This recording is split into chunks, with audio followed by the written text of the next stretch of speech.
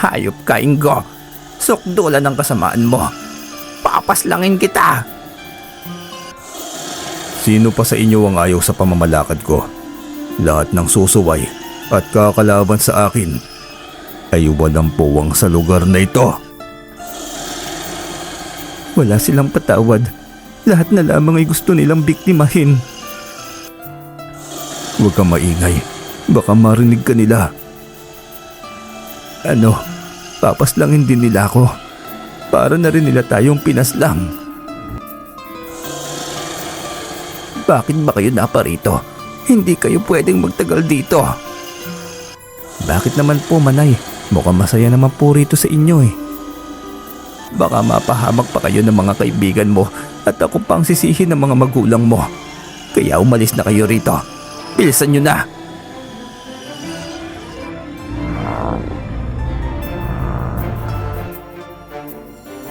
Hello po, Sir Joseph. Nais ko pong magbahagi muli ng kwento sa inyo. Ako po ay nagmula sa angkan ng mga antingero. At ang unang kwentong na ibahagi ko ay ang karanasan ni Lolo Damian Banog, na kaibigan ng aking Lolo Harim Albano. Si Lolo Harim ay may dalawang anak na lalaki na sina Lolo Ingo at Lolo Digo. Ang kwentong ibabahagi ko naman ngayon ay karanasan ni Lolo Ingo. Ikukwento ko po ito sa kung paanong ikinuwento sa amin ng aming mga ninuno. Simula pagkabatay kapansin-pansin na ang magkaibang pag-uugali ng magkapatid na Ingo at Dico. Si Ingo ay mainitin ang ulo at pasaway habang si Dico naman ay mabait at masunuring anak. Kahit na si Ingo ang panganay ay hindi ito ang maaasahan sa bahay nila. Palagi itong nagbubulakbol habang si Dico ay tumutulong sa paghahanap buhay. Palagi siyang nasa laot at nangingisda. Nang mamatay ang mga magulang nila ay hindi nagbago si Ingo.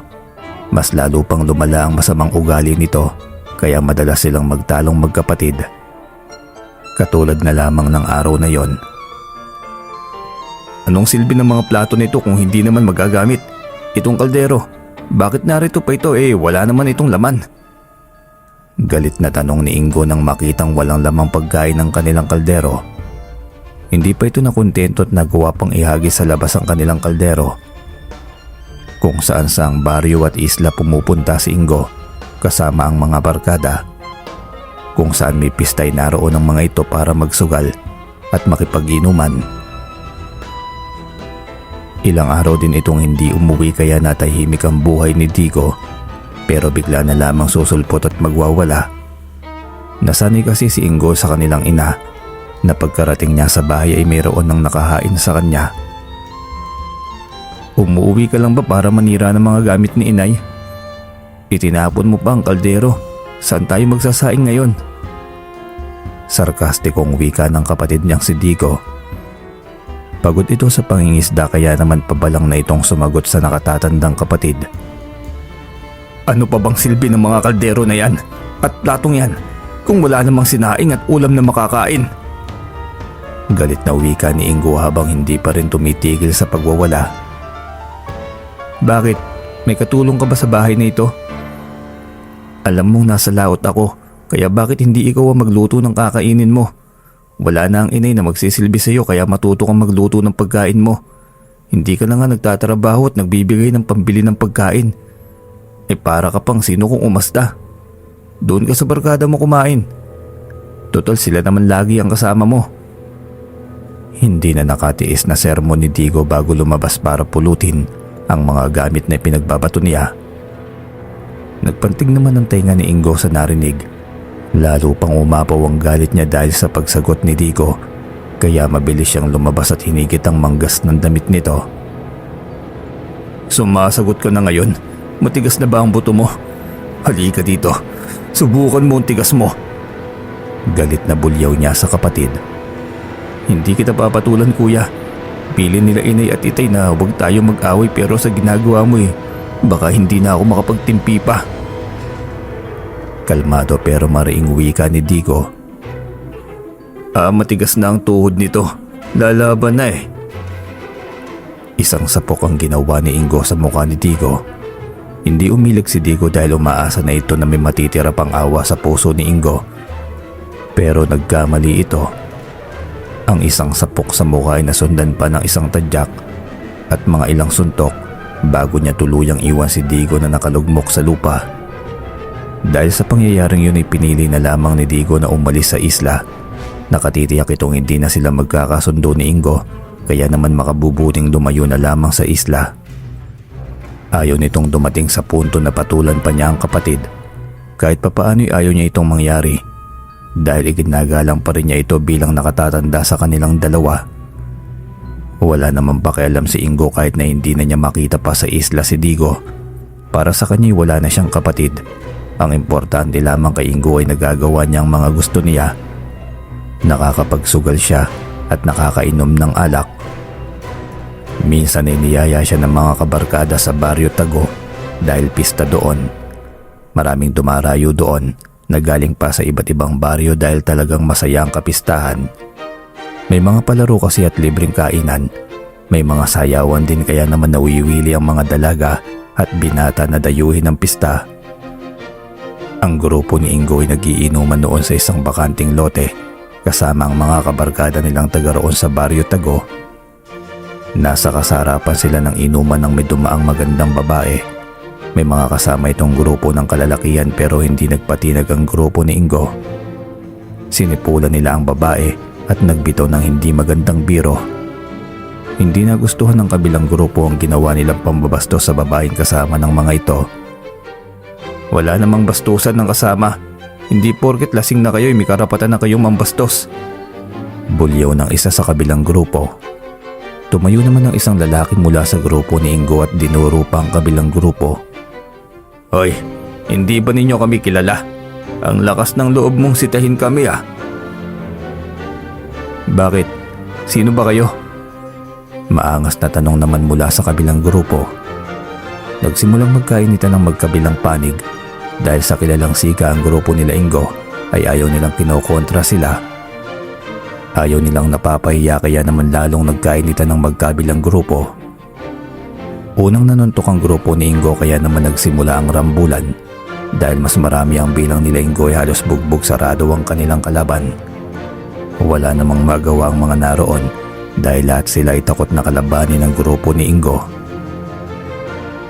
Ano? Nasaan na ngayon ang mga tapang at yabang ninyo ha? Uwi ka ng kabarkada ni Ingo na si Burlok habang tinatapakan sa tiyan ng lalaking nabugbog. Walang hiya kayo. Magbabayad kayo sa ginawa niyo sa mga kasama ko. Galit na wika naman ng babaeng dahilan ng away nila. Para namang may magagawa ka laban sa amin. Iyang mga kasama mo nga ay walang nagawa eh.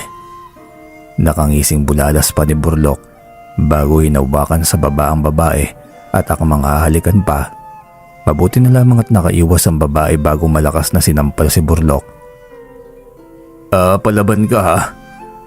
Galit na wika ni Burlok at akmang sasampalin din ng babae.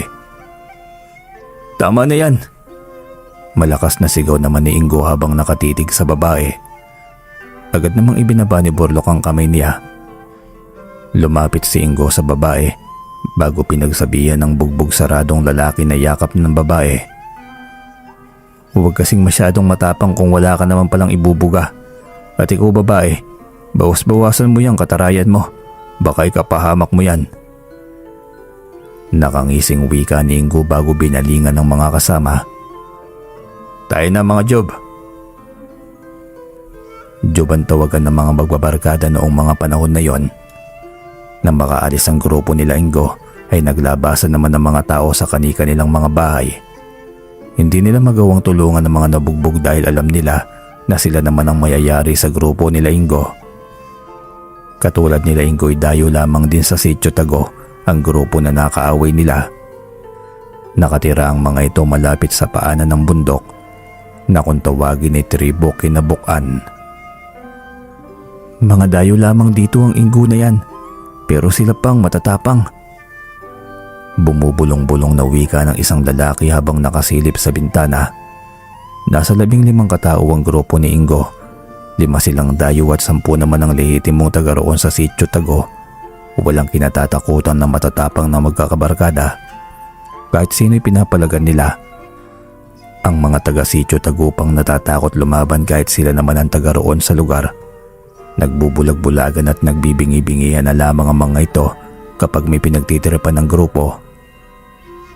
Ang isa pang kinaiinis nila ay mahilig mangikil ang grupo nila Ingo at wala silang magawa kundi ibigay ang nais ng mga ito.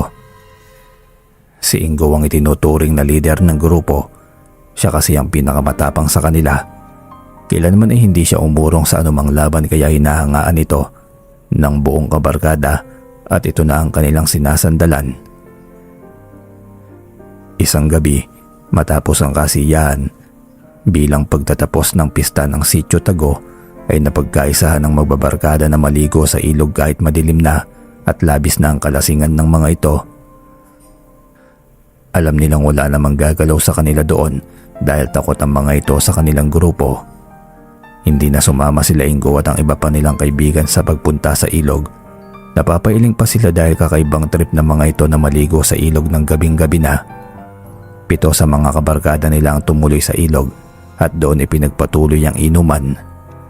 Nasa kalagitnaan ng kasiyahan ng mga ito nang may sumugod na 3 halimaw.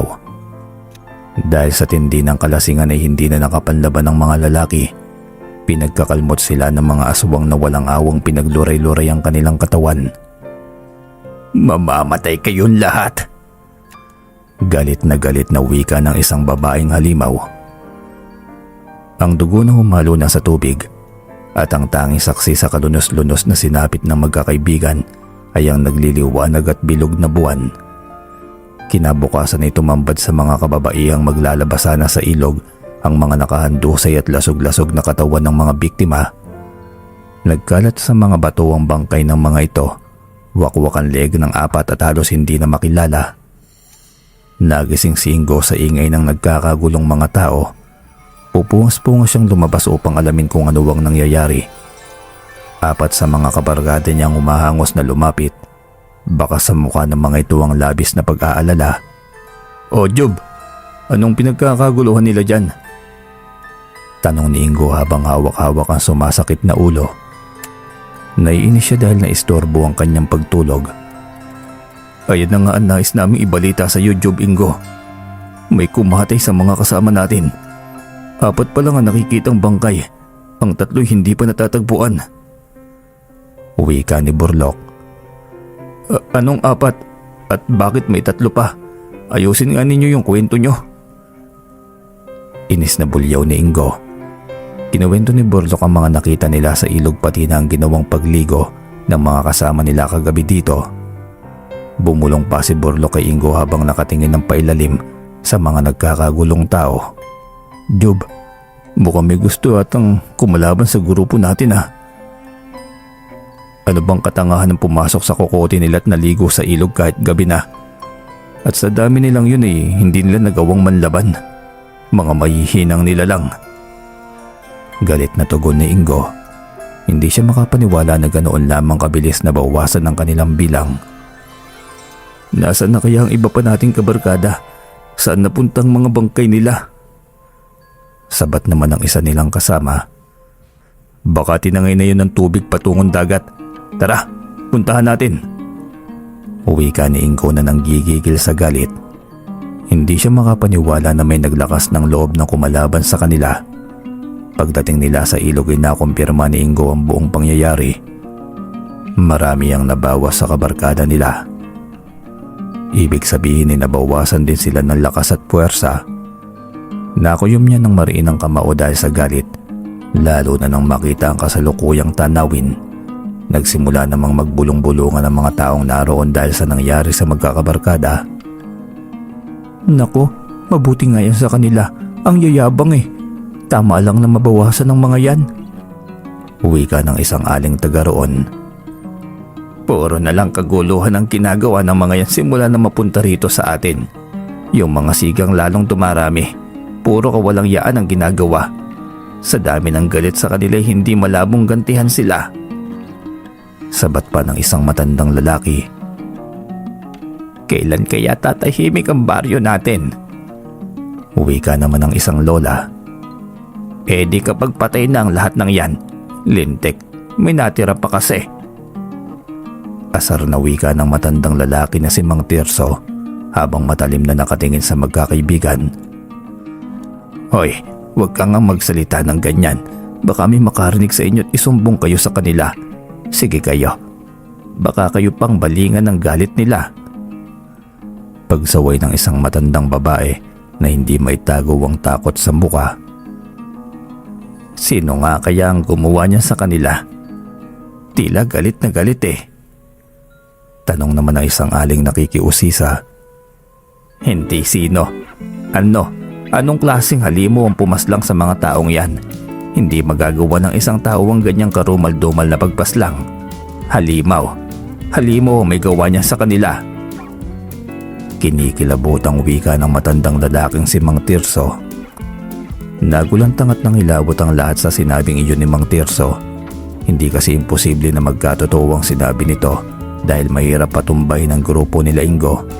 Kung normal na tao hindi nito kakayanin ng mga siga sa kanilang baryo. Isang lalaki naman na nakamasid sa mga nagkakagulong tao. Nakikinig ito sa usapan hanggang sa tuluyang umalis at patakbong umuwi sa tribo. Sa tribo Kinabukan. Ibinalita nito sa mga kasama ang nangyari sa Sitio Tago at ang hinala ng mga tao. Ngumisi naman ang isang babae at sinabing nararapat lamang iyon sa mga lalaking namatay. Tahimik at payapa ang pamumuhay nila sa tribo Kinabukan.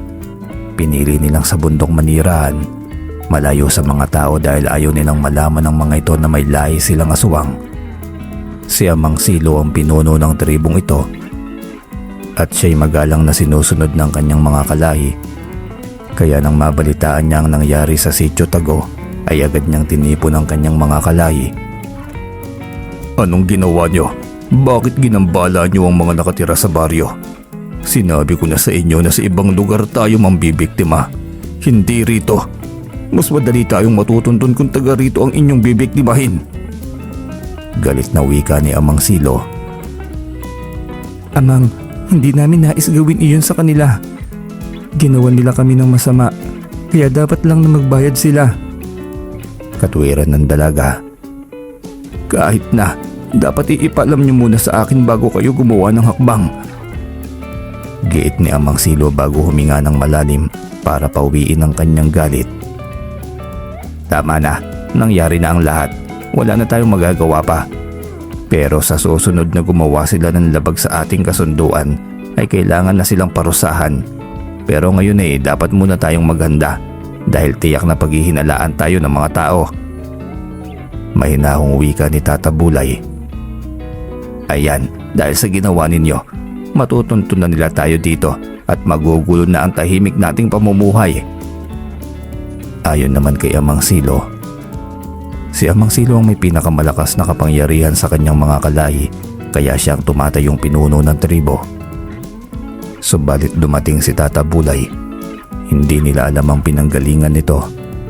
Bigla na lamang itong dumating sa kanilang tribo at kinalaban si Amang Silo. Higit na mas malakas ang pagiging aswang ni Tata Bulay at halos ubusin nito ang buong lahi nila. Walang nagawa si Amang Silo kundi ang sumuko sa bagsik at kapangyarihan ni Tata Bulay. Si Amang Silo pa rin ang tumatayong pinuno ng tribo. Pero sa mga mahalagang pagpapasya ay batas ni Tata Bulay ang nasusunod. Sa kabilang dako, hindi pa rin umuhupa ang galit ni Ingo dahil sa trahedyang nangyari. Nagkukay na lamang siya ng lupa at doon sama-samang inilibing ang bangkay ng kanilang mga kaibigan. Nang tabunan nila ito ng lupa'y nangako si Ingo na pagbabayarin ng mga taong kumalaban sa kanila. Hindi ko mapapalampas ang ginawa sa ating mga kabarkada. Maghiwa-hiwalay tayong lahat. Magmanman tayo sa buong baryo. Sa paanan ng bundok o sa gubat, mananagot sa atin ang kung sino mang halimaw na gumawa nito sa ating grupo. Galit na wika ni Ingo. Kakaunti na lamang silang natitira pero dahil kilalang sigay ayaw niyang magpakita ng kahinaan. Paano mo nasabing halimaw ang may gawa nun sa kanila, Job Ingo? Tanong ni Burlok. Walang ibang makakagawa ng ganun sa kanila kundi mga halimaw lamang sa baryong ito. Tugon naman ni Ingo na panay ang ikot ng mga mata sa paligid. Sa tagal na natin dito, bakit ngayon lamang sila naglakas ng loob na labanan tayo? Nagtatakang tanong naman ni Borlok. Siyempre, patahitahimik lang ang mga yan. Kunwari takot sa atin pero may planong ubusin tayo. Wika ng isa nilang kabarkada. Iyon ang dahilan. Takot sa atin ang mga tao sa baryong ito. Kaya kung hindi silang may gawa ay maaaring halimungan na nakatira sa kabundukan. Ani Ingo na tikumang kamao. Hindi lamang ang kamatayan ng mga kaibigan ang ikinagagalit niya. Mas nagagalit siya dahil may naglakas ng loob na kumalaban sa kanila. Ang masaklap ay natalo ang grupo niya. Pakiramdam niya minaliit ang kanyang pagkalalaki dahil siya ang leader ng kanilang samahan. Ibig mong sabihin ay mga aswang? Naniniwala ka sa aswang, Jub? Jubingo? Nanlalaki ang mga matang tanong ni Borlok. Minsan na rin sinalakay ng aswang ang isla namin, kaya hindi imposibleng aswang rin ang umatake sa mga kasama natin. Kung talagang aswang hindi ako natatakot sa kanila. Magmamanman tayo sa bundok at sa gubat. Hindi pwedeng wala tayong gagawin habang iniisa-isa tayo. Buo ang loob na wika ni Ingo. Iyon ang gusto ng mga kaibigan niya dahil wala siyang inaatrasang laban. Hinati niya ang natitirang grupo para magmanman sa gubat. Sa paglipas ng mga araw ng pagmamanman ay narating nila ang liblib na tribo ng Kinabukan. Isang maliit na pamayanan iyon sa gitna ng kagubatan. Pagdating nila doon ay masama ang tingin sa kanila ng mga tao. Nakilala ni Borlok ang dalawang lalaking taga-tribo. Iyon ang mga lalaking binugbog nila noong piyesta sa Sitio Tago. Nang makumpirma ni Borlok na taga roon nga ang mga lalaki, ay agad na niyang niyaya ang ibang mga kasama para puntahan ang grupo ni Ingo. Agad na naghinala si Borlok na pwedeng ang grupong nakalaban nila ay sila ring pumaslang sa kanilang mga kaibigan. Agad niyang ibinalita kay Ingo ang kanyang hinala. Jub, baka mga nakalaban natin noong piyesta ang pumaslang sa ibang tropa. Sa bundok sila nakatira at ang mga tawag sa kanila ay tribo ng Kinabukan. Dahil sa nalaman, nagpasya si Ingo na salakayin ng tribong iyon upang iganti ang kanilang mga kasama. Umanda, bukas ng umaga'y lalakad tayo. Pagbabayarin natin ang nagtatangkang kalabanin ng ating grupo. Asahin niyong mabuti ang inyong mga itak upang lalong tumalas. Ihanda niyo ang mga palaso. Haliw mo man sila o hindi, dapat ay maging handa tayo. Papaslangin natin silang lahat. Lintik lang ang walang ganti. Sambit ni Ingo sa mga kasama. Nag-recruit pa sila ng mga kasama para palakasin ang kanilang puwersa. Kakaunti na lamang kasi ang bilang nila kaya kailangan nilang magdagdag. May mga nakaanib naman sa kanilang kapatiran. Ito yung mga maliliit na grupo na gustong mapabilang sa kanila. Sila'y kinakatakutan kaya naman maraming nagnais na umanib sa kanila. Ang ibang kalalakihan naman sa baryo ay kinausap nila. Ipinakalat nila sa buong baryo ang balitang may aswang na naninirahan sa kabundukan. Aswang ang pumaslang sa mga kasama ko. Kung ang mga kasama namin ay nagawa nilang paslangin, kayo pa kaya? Bago pa man dumami ang mapapatay ng mga halimaw sa baryong ito, magtulungan tayo. Sa gustong sumama bukas, habang hindi pa sumisikat ang araw ay magkita-kita tayo sa gubat. Dumadagundong na boses ni Ingo. Nagkatinginan ang mga kalalakihan at nagsimulang magbulungan. Ang iba'y natakot lalo na ang mga kababaihan. Ang iba naman ay naging malakas ang loob na sumama dahil kasama nila ang matapang na grupo nila Ingo. Kinabukasan ay nagtipon-tipon ang grupo nila Ingo kasama ang ilang kalalakihan sa baryo. Patungo sila sa tribo Kinabukan. Dala ang kanilang mga armas na itak at mga palaso. Sa bukan na pa lamang ng tribo hinarang na sila ng ilang mga kalalakihan. Ano bang pakay niyo sa tahimik naming tribo? Uwi ka ng isang matandang lalaki. Ang ilan sa kalalakihan dito ang pumaslang sa aming mga kasama. Kailangan namin silang dakpin para parusahan. Malakas na sambit ni Ingo. Kayo na nga ang gumawa sa amin na masama. Kayo pa ang galit. Bakit? Ano bang nagawa namin sa inyo upang masabi niyong parusahan kami? Uwi ka ng isa sa mga lalaking nabugbog ng grupo ni Ingo. Tinabig naman ito ng kasamang matandang lalaki para pigilin ito sa pagsasalita. Wala kayong katibayan na sila ang pumaslang sa mga kasama ninyo. Mariing wika pa ng matandang lalaki. Ibigay niyo na sila sa amin. Kung hindi, idadamay namin kayong lahat. Malakas na wika ni Ingo. Sandali lang, Ingo. Isinama mo lamang ba kami para sa gagawin mo paghihiganti? Akala ko ba'y naririto tayo para patayin ng mga aswang na nagbabanta sa buhay ng mga kababaryo? Kunot noong tanong ng lalaking kasama niya. Ganun rin yon. Sa tingin nyo, kung hindi aswang ang mga yan, magkakalasog-lasog ba ang bangkay ng mga kaibigan namin? Mawawala ba ang kanilang laman loob? Tanong ni Ingo. Napaisip naman ng mga kalalakihan sa kanyang mga sinabi. Kayo rin na makikinabang sa paghihiganti namin. Mapapas lang ang mga aswang at wala nang gagambala pa sa baryo. Panggagatong naman ni Borlok. Wala kayong katibayan sa mga sinasabi ninyo. Hindi kami mga aswang. Sigaw ng matandang lalaki. Ngumisi lamang si Ingo at hinarap ito. Kaya umaga kami sumugod dito para patas ang laban, tanda. Hindi nyo magagamit sa amin ang pagiging halimaw ninyo. Galit na singhal niya rito. Hindi makapagpalit anyong halimaw ang mga ito dahil tirik ang araw. Sa araw na yun ay wala sina Amang Silo at si Tata Bulay sa tribo dahil ilang araw na silang nagre-ritual sa tuktok ng bundok. Walang mapagsumbungan ng mga nasa tribo kaya wala silang magawa kundi ang lumaban. Umalis kayo sa teritoryo namin. Wala kayong lugar dito. Sigaw ng isang babae habang palabas ito ng kubo. May hawak itong matalas na itak habang masamang nakatitig sa kanila. Nakilala kaagad nila ang babae dahil ito ang kasama ng mga nabugbog nila noong piyesta. Job, Ingo, iyan yung babaeng nagbanta sa atin, kaya siguradong sila nga pumaslang sa mga kabarkada natin. Sigaw ni Borlok. Kung gayon, paslangin silang lahat. Sigaw ni Ingo. Kayo ang mamamatay. Ganting sigaw ng babae bago tinignan ng lalaking kasama nito. Sugod na! Hudyat ng lalaki dahilan para sumugod ng babae habang nakataas ang itak. Wanda, Longoy, itigil nyo yan! Sigaw naman ng matandang lalaki pero walang nakinig sa kanya. Nagsalpukan ng magkabilang grupo. Ang ilang kababaihan at mga bata sa tribo ay nagkanya-kanyang takbo para magtago. Naiwan naman ang kalalakihan pati na ang dalagang si Wanda na handang ipagtanggol ang kanilang tribo laban sa grupo nila Ingo. Nagliparan ng mga palaso na tumama sa ilang mga taga-tribo. Ilan din sa grupo nila Ingo ang nataga, subalit walang may gustong umatras sa laban. Iyon ang nadat na nila Amang Silo at Tata Bulay.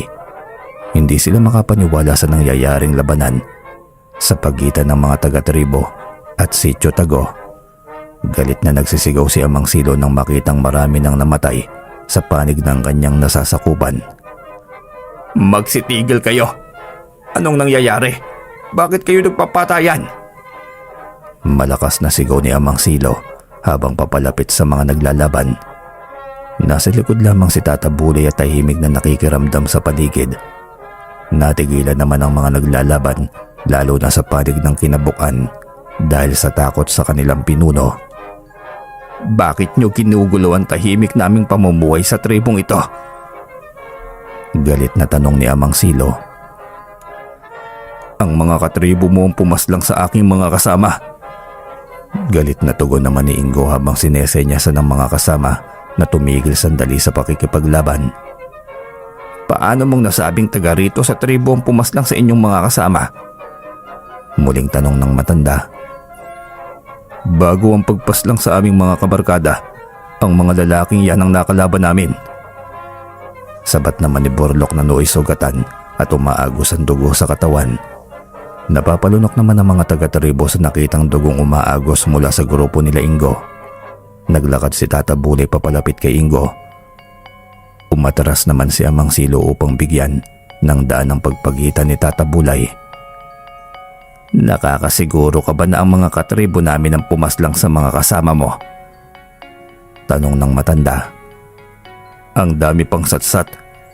Patay kung patay. Galit na sigaw ni Ingo.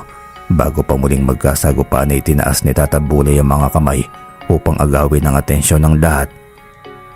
Sandali lang. Bakit hindi natin pag-usapan muna ang lahat? May batas kaming sinusunod dito. Kami mismo ang papas lang sa mga kasama namin kung mapapatunayan na sila'y nagkasala. Mahinahong sambit ni Tata Bulay. Akala mo may papayag kami sa batas ninyo?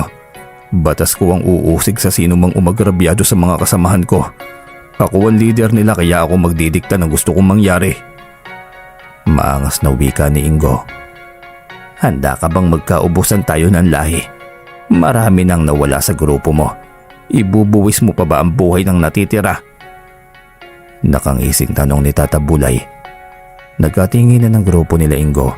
Marami silang napatumba sa kanilang kaaway pero marami rin ang sugatan. Ang ilan sa mga kasama ni Ingo ay gusto nang sumang-ayon sa gusto ni Tata Bulay. Niyaya siya ni Tata Bulay papasok sa kubo nito na silang dalawa lamang para makapag-usap ng mahinahon. Nilingon ni Ingo ang mga kasama at sinabing kapag may nangyaring masama sa kanya, ay paslangin ang lahat ng kayang paslangin. Pagpasok ay tinanong ng matanda si Ingo kung ano ang kanyang pangalan. Gusto ko ang katapangan mo, binata. Ano ang iyong pangalan at taga saan ka? Ako si Ingo mula sa Isla Muerte. Doon ako nakatira pero ang mga kasama ko ay mga taga Sitio Tago. Tugon naman ng binata. Natigilan si Tata Bulay sa sinagot ni Ingo. Tinitigan pa siyang mabuti ng matanda kaya naman mahigpit na hinawakan ni Ingo ang kanyang tabak para maging handa sa kung sakaling atakihin man siya ng matandang kaharap. Ikaw ba yung anak ni Harim na kaibigan ko sa Isla Muerte? Tanong pa ni Tata Bulay. Kunot noong napatitig naman si Ingo sa matanda. Bakit kilala mo ang aking ama? Sino ka ba? Tanong pa niya rito. Maaalala mo kung sino ako kapag narinig mo ang pangalang Igle. Tugon ng matanda. Hindi kaagad nakilala ni Ingo si Igle dahil nag-iba ito ng pangalan. Humaba pang balbas nito at kumulubot ang balat dala ng katandaan. Hindi makapaniwalang napatitig si Ingo sa matanda hanggang sa tuluyan niya itong makilala. Bay Igle, ikaw nga. Paano ka napunta sa tribong ito at bakit ikaw pang sinusunod nila? Nagtatakang tanong niya rito. Mahabang kwento pero sasabihin ko rin sa iyo. Sa ngayon ay pag-usapan muna natin ang gusot ninyo ng katribo ko. Ani Tata Bulay. Sumang-ayon naman si Ingo dahil gusto rin niyang malaman ang naging buhay ni Igle. Siya nga pala, nasaan ang kapatid mong si Digo? Tanong nito. Hindi ko alam, naghiwalay na kami ng landas. Tugon ni Ingo na kinababakasan ng pagkainip. Napailing na lamang si Tata Bulay sa tugon niya. Ramdam nito ang hiduwaan nilang magkapatid. Hindi na lamang nag-usisa si Tata Bulay at pinag-usapan nila ang dapat mangyari. Ingo, nakita kong wala ka naman talagang pakialam sa mga kasama mo. Bakit hindi ka nalang sumama sa akin? Isuko mo sa amin ang mga kasama mo. Sambit ni Tata Bulay. Hindi maaari ba Igle? Ang grupong binuo ko ang dahilan kung bakit kinatatakutan kami ng mga tao. Tata Bulay ang itawag mo sa akin. Matagal ko nang tinalikuran ang buhay ko bilang si Igle. Magkasundo tayo Ingo. Kung mayroon kang mga kasama na hindi mo pinagkakatiwalaan ay isuko mo na sa amin. Iwan mo sila rito at malalaman mo ang aking sikreto. Makahulog ang wika ni Tata Bulay. Saglit na napaisip si Ingo. Napansin naman ito ni Tata Bulay kaya muli siyang nagsalita. Ingo, marami rin kayong napaslang sa mga kalahi ko. Siguro naman ay may mga kasama kang kaya mong isakripisyo. Wika ng matanda. Ang mga napaslang sa grupo ni Ingo ay mga taga Sitio Tago na hindi naman niya kagrupo. May 10 pang natitira sa mga ito at ang ilan ay sugatan pa. Sila ang ibinigay niya kay Tata Bulay bilang sakripisyo. Isang pakiusap Ingo. Panatilihin nating sikreto ang tribong ito. Sabihin mo na lamang na napaslang ang mga kasama ninyo na mga rebelde at nagsipagtaka sa mga ito. Ikaw nang bahalong gumawa ng kwento basta ipangako mong lihim lahat ng naganap rito. Pakiusap ni Tata Bulay. Tumango naman si Ingo bilang pagsang-ayon at sinabing kakausapin niya ang mga kaibigan niya. Bago sila umalis ay muli siyang kinausap ni Tata Bulay at pinababalik siya sa susunod na araw para may kwento nito sa kanyang tinatago nitong sikreto. Samantala, pagbalik nila sa Sitio Tago ay nakahanda ng mga kasinungalingan na magkakabarkada. Sinabi nilang napaslang ng mga halimaw ang kasama nila. Nakatira ang mga halimaw sa gubat at wala silang kalaban-laban. Napilitan silang umatras dahil nauubos na sila. Naiwan ang mga bangkay sa gubat dahil ginawa itong pagkain ng mga halimaw. Labis ang paghihinagpis ng mga kaanak na napaslang. Marami sa mga tao ang hindi naniwala sa kwento nila Ingo. Inilapit nila sa barangay ang nangyari ngunit maski ang kapitan del barrio ay walang magawa dahil kulang siya sa mga tanod. Tinakot din ito nila Ingo para hindi makapagsumbong sa kinauukulan. Liblib na baryo kasi ang Sitio Tago at napakalayo nito sa Kabiasnan. Malayo ang lalakbayin para makarating sa bayan upang magsumbong sa mga pulis. Punong-puno ng takot ang mga tao kaya naman ipinagpasa Diyos na lamang nila ang mga nangyari at sinabing darating din ang karma sa grupo nila Ingo. Nang sumunod na araw ay bumalik si Ingo sa gubat ng mag-isa para kausapin muli si Tata Bulay. Malakas kasi ang kutob niya na may kakaiba sa matanda at iyon ang gusto niyang malaman. Doon ikinuwento ni Tata Bulay ang sikreto nito. Nagsimula ang pagbabago ng buhay ni Tata Bulay dahil sa kulto ng mga aswang na sumalakay noon sa kanilang isla. Itinago ni Igle ang mga gamit ni Tata Orca sa pagre-ritual kasama na ang libreta nito. Ibinaon nito ang libreta sa lupa. Ang gusto lamang daw noon ni Igle ay pahinain ng depensa ni Tata Orca para madali itong matalo ng albularyong si Damian Banog. Matapos mapas lang ni Damian ang pinuno ng kultong aswang, ay naakit naman si Igle na hukayin ng libreta. Binasa nito ang nilalaman ng libreta hanggang makabisado nito yon. Hanggang sa napag-aralan ni Igle ang bawat nilalaman ng libreta. Nalaman nito kung paano gawin ang ritual at kung paano tawagin ang nilalang na sinasamba ng mga kultong aswang. Nagsagawa ito ng ritual at nag-alay ng birhen. Matapos daw nitong usali ng orasyon, ay kinilitan nito ng leeg ang babaeng alay. Pagkatapos ay ininom ang dugo nito. Umihip ang malakas na hangin at biglang may lumitaw na 7 paniki. Lumipad ang mga ito patungo kay Igle at pumasok iyon sa kanyang katawan. Para ako mamamatay nang pumasok ang mga ito sa aking katawan. Sobrang hirap at sakit hanggang sa nangisay ang buo kong katawan. Naramdaman ko na lang na nag-iibang anyo ako. Nagkaroon ako ng mga balahibo at pakpak na kawangis ng paniki. Pagtatapos ni Tata Bulay sa kinukwento nito. Kung ganun, isa kang aswang? Hindi makapaniwalang tanong ni Ingo. Oo, hindi ako nagsising ginawa ko yon. Dahil ramdam ko ang lakas at kapangyarihan ng 7 itim na paniki. Simula nang maging aswang ako ay palaging may bumubulong sa akin na magsagawa ng ritual at pumaslang para mas lalong lumakas ang kapangyarihan ko. Kaya umalis ako sa isla para hindi sila ang aking mabiktima. Dagdag pa ni Tata Bulay. Nagpatuloy ang pagkukwento ng matanda at sinabi nitong napadpad lamang sa tribo kinabukan upang mambiktima. Subalit nalaman niyang lahi rin pala ng aswang ang mga ito. Nakipaglaban si Tata Bulay sa mga aswang na ito. Sa lakas ng kapangyarihan ni Tata Bulay ay napasuko nito si Amang Silo. Hindi pinatay ni Tata Bulay si Amang Silo. Ito pa rin ang naging leader ng tribo. Pero ang batas naman ni Tata Bulay ang siyang sinusunod. Ayaw kong maging katulad ni Tata Orca. Ayaw kong sakupin ang kinabukan. Pero napakasarap pala sa pakiramdam na maghari.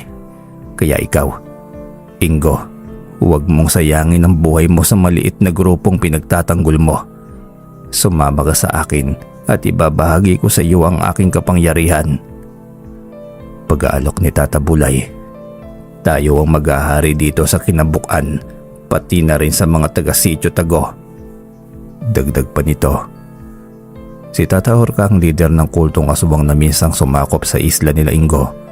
Bata pa lamang sila Ingo at Digo noon. Ang nagligtas sa isla nila ay ang malakas at magiting na antingerong si Damian Banog na mapapakinggan din ang kwento sa channel na ito. Sa pagpapatuloy ng kwento, may pagkaganid din kasi si Ingo at gusto talaga niyang maghari sa Sitio Tago kaya agad siyang pumayag sa kagustuhan ni Tata Bulay. Kinausap rin niyang mga natitirang mga kabarkada upang maging kasapi ng kultong bubuuin niya. Ibinigay ni Tata Bulay kay Ingo ang libretang itim at pinakabisado ang mga orasyong nakapaloob doon. Sa loob ng 1 linggo'y dapat makabisado niya na ito.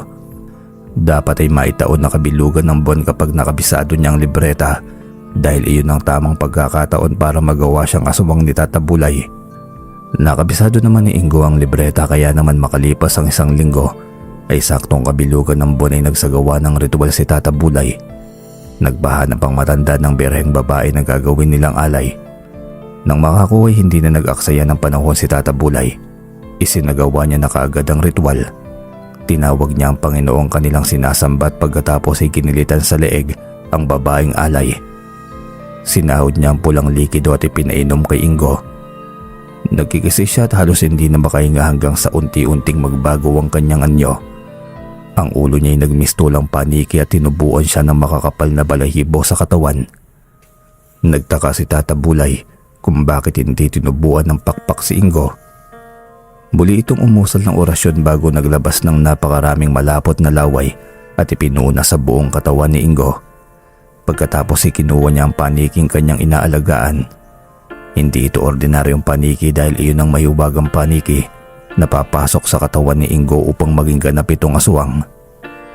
Nang matapos ay muling pinainom ni Tata Bulay si Ingo ng dugo ng birhen upang maging malakas siya at makapangyarihan. Sinabi rin ng matanda kay Ingo na usalin ang orasyon sa libreta upang maging ganap na ang kanyang pagiging aswang.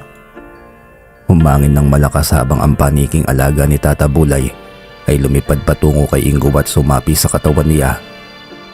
Muling nangisay si Ingo hanggang sa unti-unti siyang tinubuan ng pakpak. Humalakhak ng malakas si Tata Bulay nang makitang nagtagumpay siyang gawing aswang si Ingo. Nagpagawa si Tata Bulay ng kubo sa loob ng tribo kinabukan dahil mananatili si Ingo roon habang ginagabayan ng matanda. Ipinatawag rin ni Ingo ang mga kaibigan niya sa Sitio Tago upang maging aswang.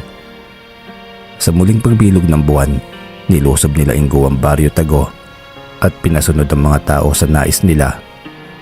Unti-unti nilang hinawaan ang pagiging aswang ang mga tao hanggang sa tuluyan nilang masakop ang buong sityo. Si Ingo at ang grupo niya ay naghari sa lugar na yon. Tuwing kabilugan ng buwan ay nagsasagawa sila ng ritual. Ang mga binibiktima nila ay mga tao sa karatig baryo. Kaya naman nabahala ang lahat dahil sa paglobo ng krimen na kahit ang mga kinauukulan ay hindi kayang lutasin. Labis ang takot ng mga taga-karatig baryo. Marami nang umalis at ang iba naman ay nanatili dahil wala silang ibang mapupuntahan. Nagdarasal na lamang ang mga ito na sila ay maging ligtas sa kamay ng mga halimaw. Si Ingo ang tumayong kapitan del baryo ng Sitio Tago kaya siyang namahala sa mga tao. Ipinalinis niya ang buong lugar. Nagpatayo ng mga magagandang kubo at nagtanim ng mga gulay. Gumanda ang Sitio Tago at umunlad sa pamumuno ni Ingo. Sa ganitong paraan kasi makakahatak sila ng mga dayo. Nag-utos si Ingo sa mga nasasakupan niya na huwag magbakita ng kasamaan sa mga dayo, pero kapag may nakita silang karapat dapat na maging alay, ay ililigaw nila ito sa gubat at doon nila bibihagin. Inakala ng marami na si Ingo ay isang mabuting pinuno. Ang tanging nakakaalam lamang sa kanyang masamang pagkatao ay ang kanyang nasasakupan. At iyon nga ay ang mga nakatira sa Sitio Tago. Pagkalipas ng 1 taon, bumalik si Ingo sa tribo kinabukan. Kinausap niya si Tata Bulay para ipagmalaki ang pamayanang naitatag niya. Inanyayahan niya rin si Tata Bulay bilang pangunahing bandangal sa kauna-unahang pista ng kanilang sityo. Ang pista kung saan gaganapin rin ang kanilang pagre-ritual. Pumayag naman si Tata Bulay sa paanyaya ni Ingo. Bago lumabas ng kubo, ibinulong ni Ingo kay Tata Bulay na nais niyang makasama sa buhay si Wanda. Hindi maaari, Ingo. Asawa na ni Longoy si Wanda. Marami namang magagandang dalaga sa tribo ko. Mamili ka na lamang sa kanila. Uwi ka ni Tata Bulay. Pero si Wanda ang gusto ko, Tata Bulay. Gusto ko ang katapangan niya. Giit ni Ingo. Hindi makapapayag si Ingo na hindi matupad ang nais niya. May batas kaming pinatutupad. Ang parehong nagkakagustuhan ay ipinakakasal namin, pero ang isa'y may asawa na at hindi na pwedeng maging asawa ng iba. Makukuha mo lamang si Wanda kung mananalo ka sa laban. Subalit tiyak na walang lalaban sa iyo dahil alam nilang isa ka na sa pinakamalakas na aswang. Paliwanag ni Tata Bulay. Agad nagdilim ang anyo ni Ingo at hindi niya matanggap ang kabiguan. May isa pang paraan. Kung mamamatay ang asawa ni Wanda, doon lamang siya pwedeng mag-asawang muli. Paliwanag pa ni Tata Bulay bago tinapik ang kanyang balikat. Sa sinabing iyon ni Tata Bulay, nakaisip ng maitim na plano si Ingo. Isang gabi, inabangan ni Ingo na mambiktima ang asawa ni Wanda na si Longoy. Sinundan niya ito hanggang sa kabilang baryo kung saan ito mambibiktima. Hindi niya pwedeng paslangin si Longoy dahil mapapansin ng mga kalahi nila na aswang din ang pumaslang rito. Pangkaraniwang aswang lamang ang lahi ni Longoy kaya madali lamang para kay Ingo na mapaslang ito pero hindi niya gagawin yon.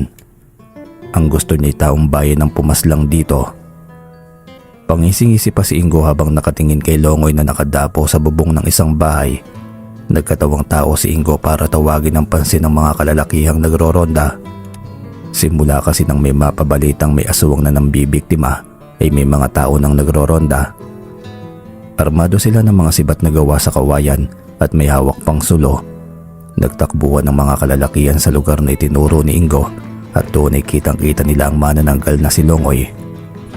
Binato nila ng sibat ang manananggal ngunit bahagya itong nakailag at dumaplis lamang ang sibat sa pakpak nito. Mabilis na lumipad palayo si Longoy at agad na nagtungo sa gubat para magtago. Mabilis namang sumunod si Ingo. Pinulot niya ang isang sibat na hindi tumama sa aswang at agad na inasinta si Longoy. Walang kwentang mga tao. Papaslangin lamang hindi pa nagawa. Naiinis na bulalas niya bago inasinta ang aswang. Nang papalapit na ito sa kinaroroonan niya, tinira niya ito sa likod. Tumusok ang sibat sa katawan ng manananggal pero nagawa pa rin itong makalipad palayo. Subalit nakalipad man, ay alam na rin ni Ingo na hindi ito tatagal. Nang makauwi si Longoy ay halos panawan ng ulirat si Wanda, lalo na nang makita ang sibat na nakatusok pa rin sa katawan nito. Agad na humingi ng tulong si Wanda kay Amang Silo at Tata Bulay. Umaasa siyang malulunasan pa ang kanyang asawa. Si Ingo naman ay mabilis na nakabalik sa tribo at nagkunwaring kalalabas lamang ng kanyang kubo dahil sa narinig na kaguluhan. Anong nangyari? Bakit nagkakagulo? Kunwaring nagtataka na tanong ni Ingo. Si Longoy, napas lang ng taong bayan. Naiiling na wika ni Amang Silo. Wala na bang lunas? Kunwaring nag-aalala na tanong niya rito. Mahina na siya at tiyak na kapag hinugot ang sibat ay mamamatay na siya. Tugon muli ni Amang Silo. Kasasabi lamang nito ng katagang yun ay narinig na nila ang malakas na palaho ni Wanda sa loob ng kubo ni Tata Bulay. Naroon ang mga ito para sana lunasan si Longoy. Lumabas ng kubo si Wanda. Luhaan ngunit nag-aapoy sa galit ang mga mata. Hahanapin ko kung sino ang pumaslang kay Longoy. Magbabayad sila sa akin. Galit na sigaw ni Wanda. Ganon na ganoon si Wanda noong unang makita ni Ingo sa Baryo Tago. Napakatapang nito at iyon ang nagustuhan niya sa babae.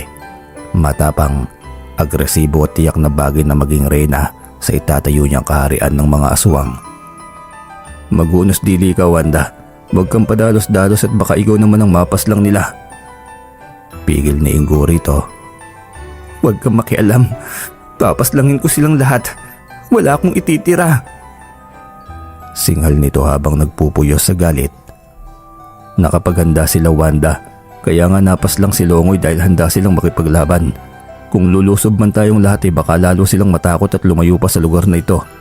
Wala nang matitirang tao para maging pagkain natin. Paliwanag muli ni Ingo. Umiyak naman si Wanda dahil alam niyang tama si Ingo. Hindi sila pwedeng lumusob lahat sa baryo dahil makakatawag ng pansin sa kinauukulan. Kapag maraming tao ang napaslang ay tiyak na magpapadala ng sundalo sa lugar na yon. Lalo pa kung mapapatunayan ng mga taga-baryo na totoo ang mga aswang. Bakit ngayon pa siya nawala kung kailan magsisimula pa lang kaming bumuo ng pamilya? Umiiyak na bulalas ni Wanda. Maagap namang niyakap ni Ingo ang babae para aluin. Ganon talaga ang buhay natin. Walang permanente. Minsan tayo ang nambibiktima, ngunit minsan ay tayo naman ang nabibiktima. Patatagan na lamang ng buhay. Matirang matibay. Tao laban sa halimaw. Mahinahong wika ni Ingo habang inaalo si Wanda. Hindi kasi porke aswang sila'y baliwala lamang sa kanila ang mamatayan. Nagdaramdam rin ang mga ito at naghihinagpis sa pagkawala ng kanilang pamilya o ng kinakasama. Yumakap din si Wanda kay Ingo at humagulgol ito sa balikat ng lalaki. Natutuwa naman si Ingo dahil simula na iyon ang pagkakasundo nilang dalawa. Makalipas ang ilang linggo ay natanggap na ni Wanda ang pagkawala ng asawa. Palagi namang naroon si Ingo para umalalay sa babae, kaya napalapit na ang loob nito sa kanya. Napansin naman iyon ng nakatatandang aswang, lalo na ni Amang Silo, kaya kinausap niya ang babae. Wanda, tutalay wala na si Longoy. Bakit hindi na lamang si Ingo ang tanggapin mo para makasama sa iyong buhay? Mukhang seryoso naman siya sa iyo eh. Uwi ka ni Amang Silo. Hindi naman po siya nagtatapat ng damdamin, Amang Silo. Ayaw ko naman pong magtanong sa kanya. Ani Wanda na mahalatang may pagtingin na rin kay Ingo. Sige, sasabihin ko kay Tata Bulay na gumawa ng ritual upang pagsamahin kayong dalawa. Natutuwang wika ni Amang Silo. Matapos makausap ni Amang Silo si Tata Bulay, ay pinatawag agad nito sina Ingo at Wanda. Pagdating pa lamang nila, ramdam na ni Ingo ang mapag-usig ng mga mata ni Tata Bulay. Hindi niya magawang salubungin ang tingin nito dahil alam niyang wala siyang may tatago sa matanda. Lihim din siyang kinabahan na baka sabihin ito kay Wanda ang ginawa niyang katrayduran. Nakahinga lamang siya ng maluwag nang magsimulang magsalita si Tata Bulay. Kung nagkakamabutihan kayong dalawa, ay itatakda ko ang kasal ninyo sa susunod na kabilugan ng buwan. Wika ng matanda na ikinatuwa naman nila Wanda at Ingo. Matapos silang masinsinang kausapin, ni pinaalis na ni Tata Bulay si Wanda. Naiwan naman si Ingo dahil gusto ng matanda na kausapin siya ng masinsinan. Alam ko ang ginawa mo, Ingo. Makahulog ang wika ni Tata Bulay. Paparusahan mo ba ako, Tata Bulay, sa pagsuway ko sa iyo? Tanong ni Ingo. Ngumisi lamang ang matanda at bahagya siyang tinapik sa balikat. Bakit ko naman gagawin yon? Hanga nga ako sa lakas ng loob mo eh. Gagawin mo talagang lahat para makuha ang gusto mo. Ang mga katangiang yan ang kailangan ko para mas mapalakas natin ang ating lipi. Tugon ni Tata Bulay na nagpangisi rin kay Ingo. Kilalang kilala mo talaga ako, Tata Bulay. Anya bago nagpaalam rito para puntahan si Wanda. Wala namang makakapigil sa nais niyang gawin kahit pa si Tata Bulay. Makalipas ang ilang araw ay dumating na rin ang pinakahihintay ni Ingo, ang pag-iisang dibdib nila Wanda. Nagkaroon ng marangyang salo-salo sa buong tribo at marami na rin silang nabiktima galing sa iba't ibang bayan para pagsaluhan nila. Pagkatapos ng kasiyahan ay nagpaalam na si Ingo kina Tata Bulay at Amang Silo dahil iuuwi na niya si Wanda sa Sitio Tago. Doon sila magsisimula ng bagong pamilya habang pinapalawak niya ang kanyang teritoryo. Agad namang pumayag ang dalawang matanda dahil si Wanda ay asawa na niya. Labis ang tuwa ni Wanda dahil matagal na niyang gustong umalis sa kagubatan. Mas gusto niyang manirahan sa Sitio Tago dahil mas malawak at mas maganda ang buhay doon. Pagdating sa Sitio Tago ay muling nagkaroon ng kasiyahan bilang pagsalubong sa bagong mag-asawa. Sakto namang may dayo sa lugar nila at nagkataong kamag-anak na matandang nakatira sa may Sitio Tago. Umarap kay Ingo ang matanda para makiusap. Ingo, nakikiusap ako sa iyo. Ibalato mo sa akin ang kamag-anak ko. Huwag mo silang papaslangin. Pakiusap ng matandang lalaki, pero galit siyang hinarap ni Ingo. Simula nang tanggapin mo ang pagiging aswang, ay kami na ang kamag-anak mo. Lahat ng dati mong kaanak ay kalaban na natin. Pagkain na lamang sila. Baliwalang tugon ni Ingo. Nagpuyos sa galit ang matandang lalaki bago sinugod si Ingo. Hayop ka, Ingo. Sukdulan niyang kasamaan mo. Papaslangin kita. Nagpalit ng anyo ang matandang lalaki at naging halimaw. Pero bago pa dumantay kay Ingo ang matatalas nitong kuko, ay maraming aswang nang humarang dito. Pinigilan nila ang matandang lalaki na walang magawa kundi ang magmura na lamang dahil sa galit. Naglakad naman si Ingo palapit dito bago marahas na sinakal ang lalaki. Ang matatalas niyang kuko ang bumaon sa lalamunan nito. Gamit lamang ang isang kamay ay iniangat niya ito sa ere bago sinakmal sa sikmura. Ilang saglit lamang ay naabo na ang katawan ng matandang lalaki. Hinarap naman ni Ingo ang mga aswang na nasasakupan niya. Lahat ay natakot sa nangyari. Sino pa sa inyo ang ayaw sa pamamalakad ko? Lahat ng susuway at kakalaban sa akin ay walang puwang sa lugar na ito. Sigaw ni Ingo na lalong nagpatindi ng takot nila. Nakamasid naman ang mag-asawang Tirso at Bebeng. Katulad rin nila, ang matandang lalaki na kahit nahawahan man ng pagiging aswang ay hindi pa nilalamon ng itim na kapangyarihan. Ang ilan sa mga kasama nila ay nilamon na ng kasamaan, pero dahil mabuti ang puso ng mag-asawa ay nagagawa nilang kontrolin ang kanilang sarili. Wala silang patawad, lahat na lang ay gusto nilang biktimahin. Galit na bulong ni Bebeng. Huwag kang maingay at baka marinig ka nila. Ganting bulong naman ng asawa niyang si Tirso. Ano, papaslangin din nila ako. Para na rin nila tayong pinaslang, Tirso.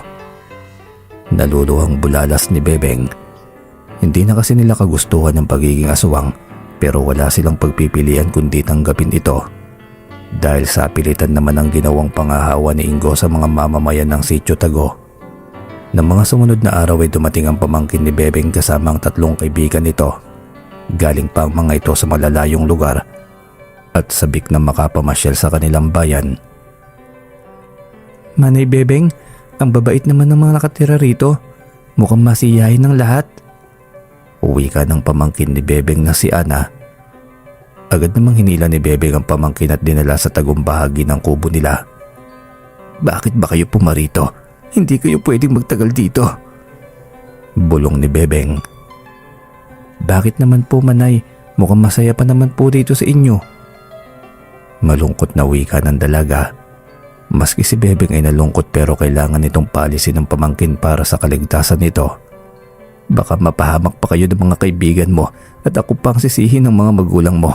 Umalis na kayo rito.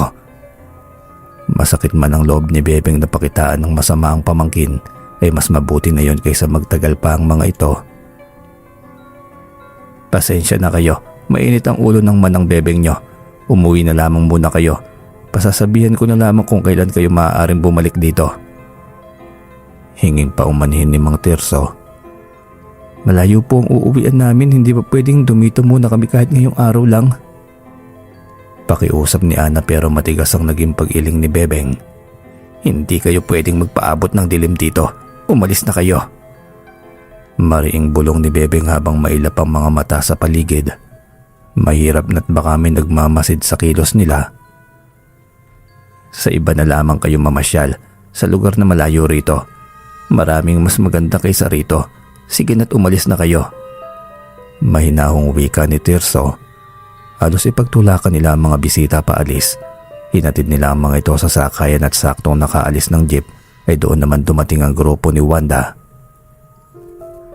Bakit naman pinauwi ninyo kaagad ang mga bisita? Nakangiting sambit ni Wanda na para bang napakaamo ng buka. Sumaglit lamang sila rito at babalik din daw sa ibang araw. Pagsisinungaling ni Bebeng. Tumango naman si Wanda pero hindi siya kumbinsido sa sinabi ng babae. Pagkaalis ng grupo ni Wanda ay nagmadaling umuwi naman ang mag-asawa. Nagtatalo pa ang mga ito dahil sa kakaibang kilos ni Bebeng. Ayaw kong mabiktima nila ang pamangkin ko, Tirso. Palibhasa at hindi mo kamag-anak kaya hindi mo maintindihan ang nararamdaman ko. Mariing wika ni Bebeng. Hindi ko rin gusto ang nangyayaring ito. Ayaw ko rin namang may mangyaring masama sa kanila. Pero sa kinikilos mo baka tayo naman ang mapahamak. Wala na tayong magagawa pa dahil halimaw na tayo ng katulad nila Ingo. Katwiran naman ni Tirso. Sila lang ang halimaw. Napilitan lang tayong sumapi sa kanila para mabuhay. Pero daig pa natin ang namatay dahil sa lecheng sumpang ito. Tuluyang napaiyak si Bebeng kaya naawang niyakap siya ng asawa. Tahan na, Bebeng. Alam kong mahirap pero huwag ka magpahalata na ayaw mo sa ginagawa natin. Baka kasi mapahamak ka. Ayaw kong maparusahan ka. Malumanay na wika ni Tirso. Hindi masamang tao ang mag-asawa kaya hindi gaano nalulukuban ng itim na kapangyarihan ang kanilang mga isipan. Kaya pa nilang kontrolin ito kaya naman ginagawa nila ang lahat para hindi sila tuluyang maging halimaw. Lingid sa kaalaman ng mag-asawa'y nakasilip sa kanila ang alagad ni Wanda. Naghihinala kasi ito sa ikinikilos ni Bebeng kaya pinamanmanan niya ang kubo ng mga ito. Napansin din kasi ng mga aswang na hindi nang bibiktima ng tao ang mag-asawa dahil hayop ang kinakain ng mga ito. Nagpuyos naman sa galit si Wanda nang malamang traidor ang mag-asawang Bebeng at Tirso. Kaya naman ng mga sumunod na pag-aalay ay mismo ang pamangkin ni Bebeng na si Ana ang ginawa nilang alay. Kitang-kita ni Wanda ang bahagyang panlalaki ng mga mata ni Bebeng nang tanggalin ang saklob sa ulo ng iaalay nila. Napangisi si Wanda dahil pilitin man ng mag-asawa na maging normal ang kilos ay hindi pa rin nakaligtas sa mapanuri niyang mata. Tikom ang mga kamao ni Bebeng habang si Tirso naman ay nakaakbay sa asawa at hinahaplos ang braso nito na tipong pinakakalma. Nang gilitan na ang leeg ng pamangkin ni Bebeng ay nagyuko na lamang ito ng ulo dahil hindi nito matagalan ang kahayupang ginagawa ng mga halimaw sa kaanak niya. Isinahod ni Ingo ang sungay ng kalabaw sa tumutulong pulang likido. Nang matapos ay inabot niya ito kay Wanda. Naglakad naman si Wanda papalapit kay Bebeng. Nagulat na lamang ang mag-asawa ng pilit ipainom kay Bebeng ang dugo ng kanyang pamangkin. Maraming aswang ang pumigil sa kanyang pagwawala. Kaya naman napainom ni Wanda ito nang walang kahirap-hirap. Wala nang nagawa pa si Bebeng. Pikit mata niya itong ininom. Nakaramdam siya ng kakaibang init sa katawan. Malakas ang daloy ng itim na kapangyarihan sa kanyang dugo at laman. Namula ang kanyang mga mata na tila ba na puno ng dugo. Naghalakakan ng mga aswang sa nakitang pagiging bayolente ni Bebeng na kahit si Tirso ay natakot sa asawa. Nagtatakbo papuntang gubat si Bebeng. Hindi niya maintindihan ang kanyang nararamdaman. Napakainit ng kanyang katawan at parabang nais pumunit ang balat niya sa tiyan. Mga ilang sandali pa'y kumulubot ang mukha ni Bebeng. Nagkalat ang buhok. Lumapot ang bumubulang laway. Saglit lamang ay nagpalit ng anyo ito. Tinubuan ng pakpak na parang sa panikit pagkatapos ay lumipad papalayo. Nagpunta si Bebeng sa isang malayong baryo at doon naghanap ng mabibiktima. Nakaamoy ang halimaw ng mabangong buntis sa isang kubo. Dumapo ito sa bubungan ng kubo at sinilip ang nakahigang buntis. Hindi makontrol ni Bebeng ang kanyang isipan. Malakas ang tawag ng laman ng tao sa kanya ng gabing yon. Dumating na ang araw na kinakatakot ni Bebeng, ang makatikim ng dugo ng tao. Iyon na kasi ang simula na hahanap-hanapin niya ito. Habang nakasilip si Bebeng sa bubong ng isang bahay ay tumutulo na rin ang malapot niyang laway. Takam na takam siya sa buntis at handa na siyang ilawit ang dila sa butas ng bubong. Natigilan lamang siya nang makarinig ng malakas na sigawan. Napansin pala ng mga kalalakihan si Bebeng na nakapatong sa bubong ng isang kubo. Pinagbabato siya ng mga kalalakihan pero nagawa niya naman itong iwasan. Mabilis niyang ikinampay ang mga pakpak paitaas hanggang sa tuluyan siyang makalayo roon. Ligtas na nakauwi si Bebeng sa kubo nila. Naroon naman si Tirso sa labas ng bahay at inaabangan ng asawa. Hindi ito mapakali dahil sa labis na pag-aalala. Nakahinga lamang na maluwag ang lalaki na makita nito ang pagdating ni Bebeng. Nang magbalik sa normal ang anyo ni Bebeng ay doon na ito napabulang halit ng iyak. Mabilis namang inalalayan ni Tirso ang asawa papasok sa loob ng kubo nila. Sukdulan na ang kasamaan nila, Tirso. Hindi ko na kayang sikmurahin pa. Pati ang aking pamangkin ay pinaslang nila. Hindi na sila naawat pinainom pa sa akin. Pagtutungayaw nito, magpasalamat na lamang tayo at hindi nila tayo pinaslang. Wika ni Tirso habang yakap ang asawa. Kumalas naman sa pagkakayakap si Bebeng at naglakad patungong bintana. Nagmatsyag siya roon habang ang mga matay nanlilisik sa galit. Mabuti pang pinaslang na lang nila ako para natapos na ang paghihirap ko. Galit na wika ni Aling Bebeng. Nakakuyom ang kanyang kamao hanggang sa unti-unti siyang kumalma nang may maisip na plano. Hindi na tama ang mga nangyayari rito. Hahanap ako ng makakatulong sa atin para makawala sa impyernong pamumuno ni Ingo. Mariin niyang bulong sa takot na may makarinig sa kanya. Pansin ni Bebeng ang katahimikan ng lugar. Senyales na walang nagmamanman sa kanila. Kanino kayo hihingi ng tulong? Sa mga pulis?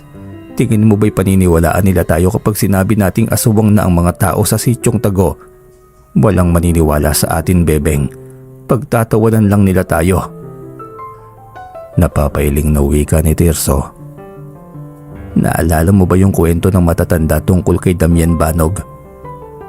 Maya-maya ay wika ni Bebeng. Napaunat naman ang likod ni Tirso dahil pamilyar ang pangalang Damian Banog. Si Damian Banog ay kilalang mahusay na albularyo at bertudes na nakapas lang noon ng maraming Hapon. Ito rin ang kinikilalang bayani ng islang pinanggalingan ni Ingo. Maliit lamang ang bayan nila para hindi makarating sa kanila ang balita. Naalala ko ang kwento ng matatanda tungkol sa kanya, pero buhay pa kaya siya? Saan natin siya hahanapin? Sunod-sunod na tanong ni Tirso. Bahala na, basta gagawin ko ang lahat para makahanap na makakatulong sa atin. Ani Bebeng na nagkaroon muli ng pag-asa. Hindi naman maiwasang mag-alala ni Tirso dahil ayaw niyang umasa pa ang asawa. Alam niya kasing masasaktan lamang ito kapag hindi nagtagumpay ang kanyang plano. Bebeng, ang kwento ni Damian Banog ay hindi natin tiyak kung totoo o hindi. Ani Tirso, pero desidido na si Bebeng sa planong naisip niya. Bakit hindi ko siya paniniwalaan kung mismong sa atin na nangyari ang kahindik-hindik na sinapit ng islang pinanggalingan ni Ingo? Bulalas ni Bebeng. Paglipas ng mga araw ay patuloy pa rin ang masamang gawain ng taga-sityo. May mga dayuhang nawawala at pinaghahanap sa lugar nila, pero ang itinuturo nila ay ang gubat. Maaaring nilapan ng hayop o naligaw doon. Kaya naman ang mga kapulisan ay sa gubat nagtutungo para maghanap. Nagagawa nilang iligaw ang investigasyon nila dahil na rin sa malakas na kapangyarihan ni Ingo. Kayang-kaya niyang paikutin ang mga ito sa pamamagitan ng hipnotismo. Dahil dito ay nagsagawa ng pulong si Tata Bulay. Dahil hindi malayong madamay sila sa gawain ng Sitio Tago. Kinausap ni Tata Bulay si Ingo para bigyan ng paalala. Ingo, alam kong maayos at maganda ang pamumuno mo sa Sitio Tago, pero gusto kong mag-ingat ka sa mga kilos mo. Ang mga ordinaryong tao ay mapagtataguan mo. Kaya mo silang lansihin para hindi kayo pagkinalaan. Pero tandaan mo na ang ating lahi mayroon ding mga kalaban. Ayaw kong makarating ang balita sa mga albularyo dahil tiyak na magdududa sila sa atin. Paliwanag ni Tata Bulay. Ano ang gusto niyong mangyari? Kunot noong tanong ni Ingo. Huwag muna kayong mambiktima ng mga dayo, pati na rin sa mga karatig na puok. Sa malayo kayo maghanap ng makakain pati ng iaalay. Hayaan na muna nating mawala ang mga haka-haka sa atin ng mga tao. Tugon naman ni Tata Bulay. Napatango-tango si Ingo dahil may punto ang sinasabi nito. Mahirap na kung sila ang matunton ng mga kaaway. Lalong-lalo na ang bantog na albularyo. Tata Bulay, nakalaban mo na bang albularyong nakasama ni Amang na pumaslang sa kultong naghari noon sa ating isla? Tanong ni Ingo. Nakilala ko na siya noon sa isla pero hindi ko pa siya nakalaban. Ayaw kong makalaban ng Damian Banog na yon dahil alam kong malakas ang taglay niyang kapangyarihan. Kung si Tata Orca nga na leader ng kulto ay tinalo niya, tayo pa kaya? Puno ng takot na wika ni Tata Bulay. Ang dahilan kung bakit nagtago siya sa kagubatan ay upang maiwasan ang pagkuros ng landas nila ng bantog na albularyo. Ano bang palatandaan ng albularyong yun para kapag nagtapat kami makilala ko siya? Puno ng kuryosidad na tanong ni Ingo. Saglit namang natahimik si Tata Bulay at tumingin sa malayo. Pilit niyang inaalala ang kakaibang katangian ng albularyong minsan ay naging tagapagligtas nila. Ang itak niya ay nagbabaga ito at tila gumuguhit sa hangin kapag winawasiwas. Umiwas kayo rito dahil tiyak na maaabo kayo sa tama ng itak niya. Magpapalakas ako ng kapangyarihan para paghandaan ang paghaharap naming dalawa. Ani Ingo, pero napapailing-iling lamang si Tata Bulay. Huwag mong mamaliitin ang kakayahan ni Damian Banog. Siya ay sinubok na ng panahon at pinatatag ng pakikipaglaban habang ikaw ay nagsisimula pa lamang. Ani Tata Bulay. Hindi man matanggap ni Ingo ang kawalan ng tiwala ni Tata Bulay sa kakayahan niya, ay sinarili na lamang niya ito. Ang gusto niyang malaman ay kung paano niya matatalo ang albularyong kinatatakutan nito. Ano sa palagay mo makakatalo sa matandang albularyong yon? Muling tanong ni Ingo. Isang traidor na laban. Kung may makakalapit sa kanya na wala pang itim na kapangyarihan para hindi niya maramdaman ang banta sa kanyang buhay. Saglit na napaisip si Ingo sa itinugon sa kanya ni Tata Bulay. Lahat ng mapagkakatiwalaan niya ay nagtataglay na ng dugong pagkaaswang, kaya wala na siyang maisip pa. Imposible na yan, Tata Bulay. Lahat ng mapagkakatiwalaan ko inahawahan ko na ng pagkaaswang. Si Digo, wala ka bang balak na hanapin siya? Nagtatakang tanong ng matanda. Sa tagal kasi ng pinagsamahan nila ni Ingo ay hindi nito nabanggit kahit minsan ang kaisa-isang kapatid. Agad na tumilim ang anyo ni Ingo nang maalala si Digo. Hindi natin mapapasunod sa gusto natin ng isang yon. Sakit lang sa ulo ang hatid ng Digo na yon. Baka siya pang magpahamak sa atin. Mariing sambit ni Ingo. Doon napagtanto ni Tata Bulay na may hidwaan ng magkapatid. Kung ganoon, sa mga anak mo magagaling ang tatalo sa albularyong si Damian Banog. Ang mga supling ng asubang ay magiging aswang lamang pagtungtong ng tamang edad. Kaya may pagkakataon pa para mapas lang si Damian. Ang kailangan lang natin gawin ay mag-ingat habang hindi pa handa ang iyong anak. Napangisi si Ingo sa sinabi ni Tata Bulay.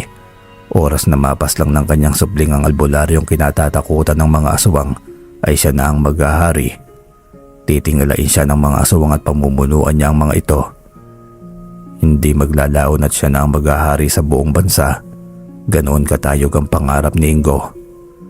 Lumipas ang mga taon. Si Tirso at Bebeng ay hindi pa rin nawawalan ng pag-asang makahanap sila ng paraan para matigil ang sumpang bumabalot sa kanilang pagkatao. Naghahanap pa rin sila ng paraan para makita si Damian Banog, subalit bigo sila. Sa takot ni Bebeng na maubos ang kanyang angkan, sa tuwing may dumadalaw sa kanila hinahawahan niya ito ng pagkaaswang.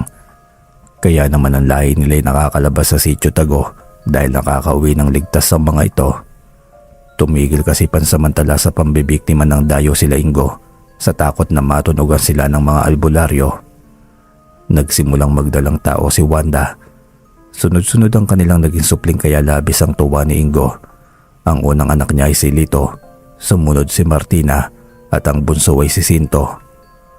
Sina Lito at Martina ay parehong nagmana sa mga magulang. Malalakas sila, buo ang loob na niyakap ang kanilang pagkatao, habang si Sito naman ay mahina at may malambot na kalooban. Wala siyang interes sa kapangyarihan ng kanilang angkan, kaya naman si Lito ang napipisil ni Ingo na susunod sa kanyang yapak. Sinanay niya ito sa pakikipaglaban para pagdating ng araw ay madali na lamang para rito ang yakapin ng pagiging aswang. Nang lumaki ang kanilang mga anak ay namayapa na si Wanda, mas lalo ring naging pasaway si Sinto. Ibang-iba ito sa mga magkakapatid, kaya naman nabuo ang plano ni Ingo para sa bunsong anak. Tumanda man si Ingo, hindi nawawala sa kanyang puso ang pagkaganid na maghari sa kalupaan. Pakiwari niya handa na siyang harapin ang albularyong matagal nilang pinagtataguan. Sa kanilang paghaharap, titiyakin niyang siya ang magwawagi sa laban.